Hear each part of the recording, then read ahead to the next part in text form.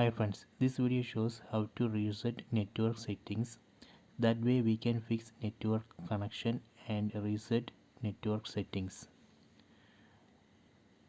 First we need to open settings app. Tap on this settings app icon.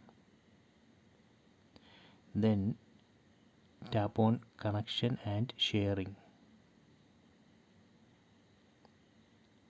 Then go down.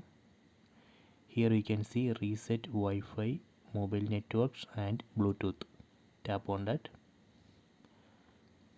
Then here you can see reset settings. Tap on that.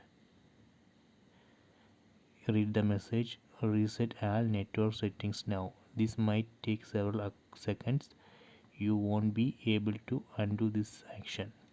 Tap on OK. Network settings has been reset.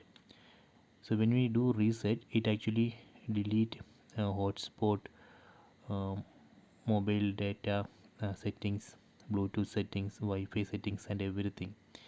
It will reset all the settings. So that way we can fix network related issues. Just reset it back to the old setting.